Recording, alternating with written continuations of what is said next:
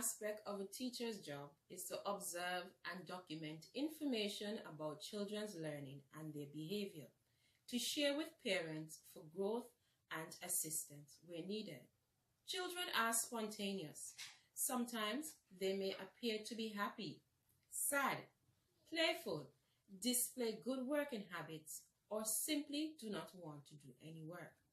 By looking at children or simply listening to their conversation, we can understand their learning style and what they are interested in. Welcome to our parent-teachers workshop about classroom observation in early childhood classroom. This workshop will be an enlightening one for both parents and teachers. Today, to assist with the workshop are myself, Miss Patrice John, Miss Patrice Dorsette, and Miss Patrice Mattis. I will be discussing portfolio. According to Guanlan and Engel 2016, a portfolio is a form of assessment to observe and measure children's progression over a period of time. It is a documentation folder of a collection of children's work. However, with the evolution of technology, Gordon and Brown 2016 state that teachers can create electronic portfolio, also known as e-portfolio.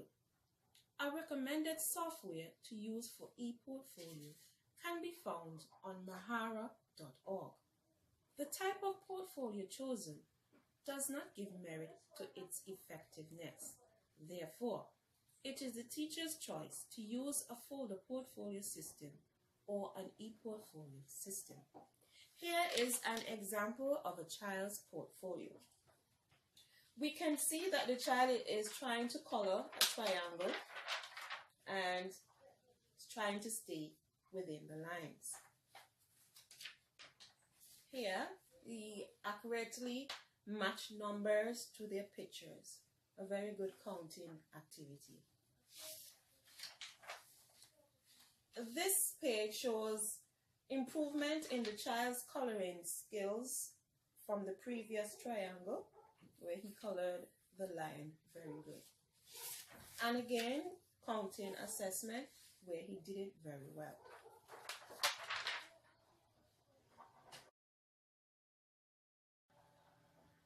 So how effective is a portfolio? Portfolio is extremely effective as it is a means of assessing children in their natural element. What do I mean by natural element? That is while they are engaged, playing with each other, completing daily tasks, eating habits, or even their demeanor after they are dropped off to school.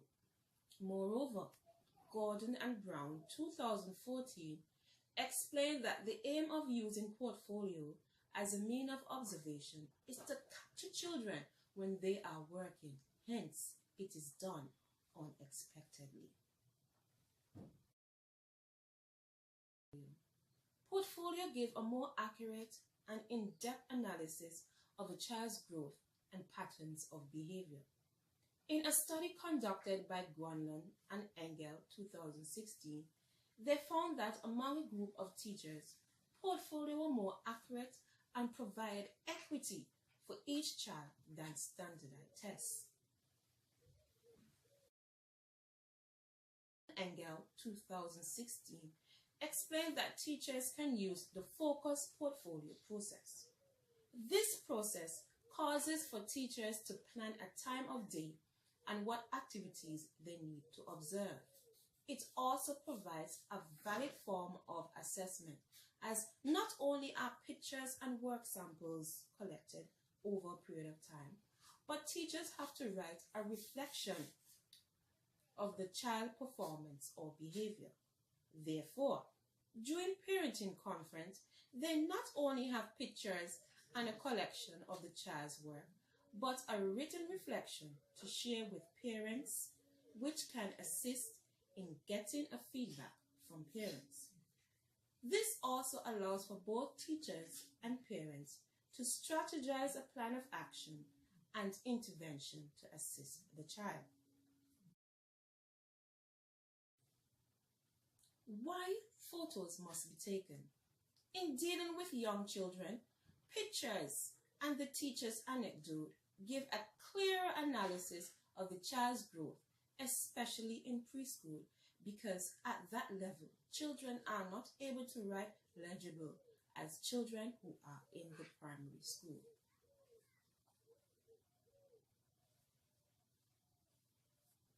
I now direct your attention to Miss Patrice Dorsette, who will be explaining time sampling. Please welcome her with a round of applause.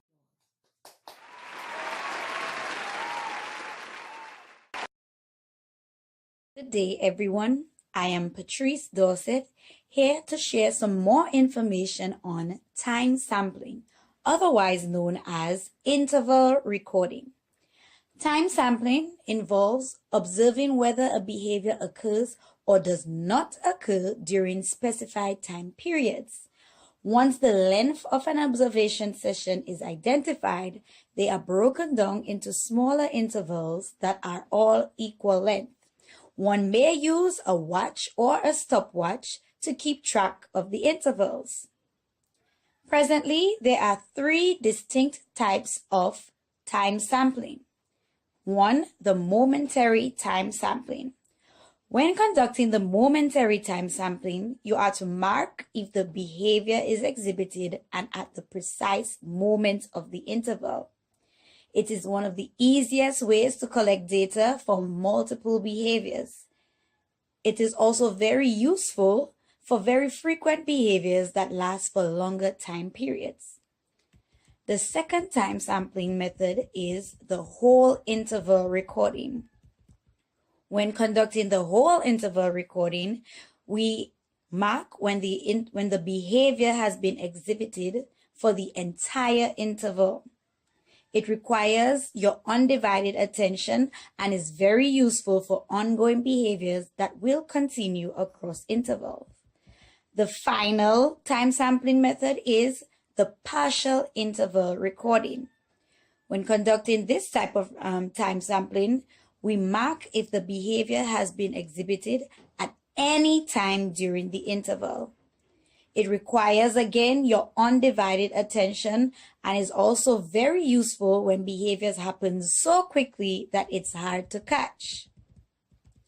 There are many advantages to time sampling because it is very useful for high-rate behaviors that are too difficult to count. Also, it's useful when behaviors are not too clear in the beginning or in the end. The observations can be brief or they can be lengthened.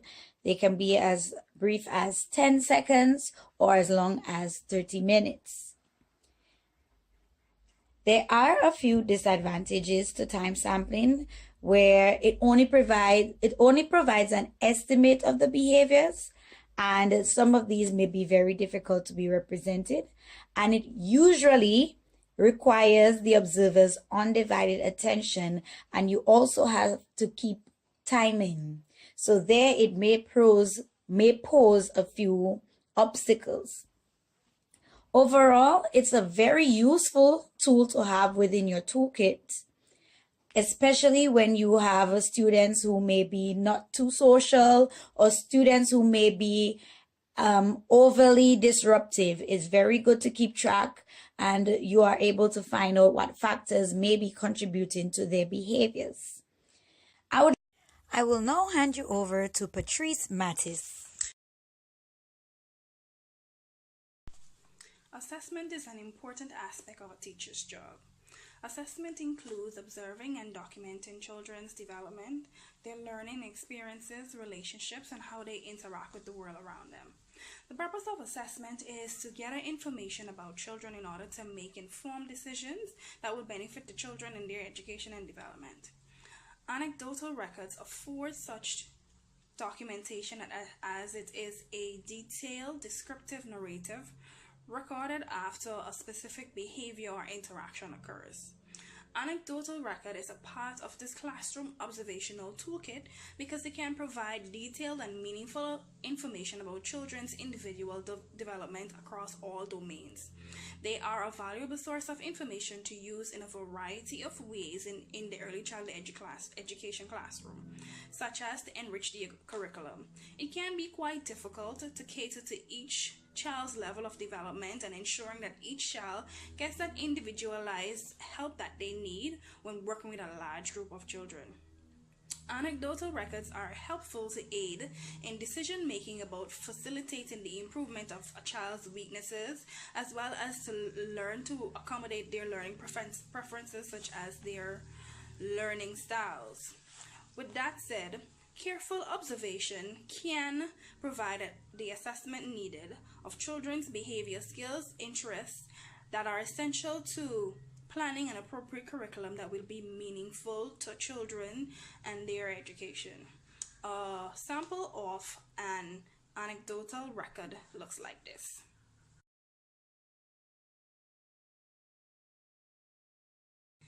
Development tracking. Anecdotal records are one of the most useful ways to track children's development over time. Say, for example, you've been wanting to track little Katie's fine motor skills. Now, Katie is 3 years old. You can, for example, observe her in January, then again maybe in March, and then August, and compare the records to see if there has been an improvement. Now, you may be wondering, well, how do I write an anecdotal record? Firstly, you must observe the child without interrupting. Then you would get the anecdotal form or the sample that you have and write exactly what you would have observed. Be sure to write the information down in the past tense as it would have already happened. It is also important that you use descriptive language to write exactly what happened. More so, educators and parents alike must be objective when recording. This is very important. Do not write about your personal feelings or what you have otherwise observed. Rather, focus on describing exactly what happened. Here's an example. John wanted Sam's toy, and when he did not give it to him, he hit Sam in the face. Sam started to cry, and John said, "It's mine." That is exactly what happened, as opposed to saying, John doesn't know how to share. He's always taking the other children's stuff. He likes to hit the other children, which would be more of a personal opinion than a fact. Now, after writing what you would have observed, you can write an analysis of what you believe has been the general observation of the child, or what you would have summarized. But that should be separate and apart from the documented observation.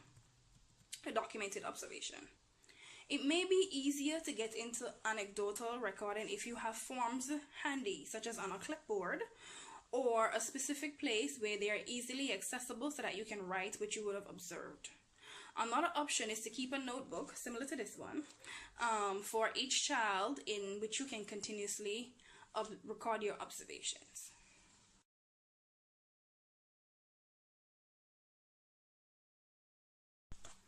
Another tool that we'll be talking about that is in our toolkit is running record. Now, what is a running record? A running record is a method of assessment that can be done quickly and frequently. It is an individual conductive formative assessment which is ongoing and mostly curriculum based. It provides a representation of children's learning as it captures what they know, what they think, and what they may understand. It also captures their interests, progress, and capabilities as it provides a detailed record of specific events that happens. Running record can be specifically used for assessing children's reading skill.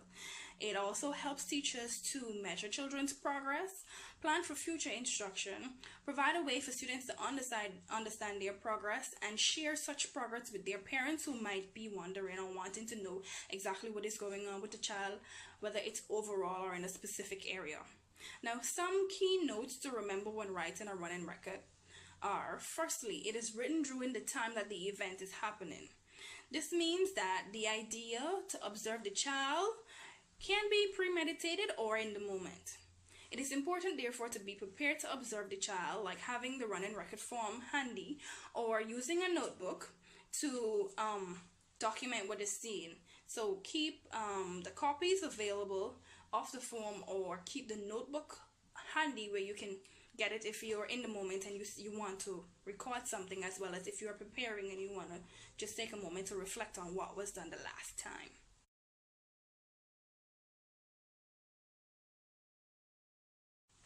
Secondly, create a detailed account of what happened.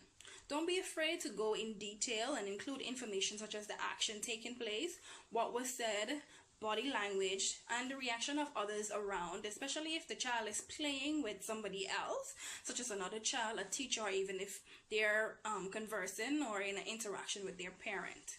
Now, again, remember to remain objective. That's a very important aspect of it. You don't want to get your feelings or personal opinions into the information that you're documenting in that moment.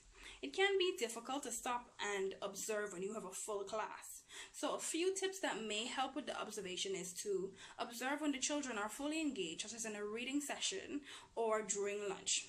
Additionally, you can use before and after school time for observation time when the children wouldn't have arrived as yet. Most of the children may not be there. You may have one or two, or when most of them have already left for the day and you have that one child remaining, or maybe even three.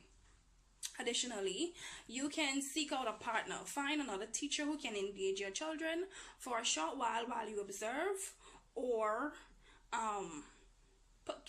that teacher can just supervise them while they're engaged in an activity, a group activity, a game, something like that, so that you can observe them when that is going on. And then finally, center time. Observe the children when they're working in groups or working in a center where they do not necessarily need that one-on-one instruction from you. And thank you everyone for watching. This has been Patrice John, Patrice Mattis, and Patrice Dorsette. Until next time.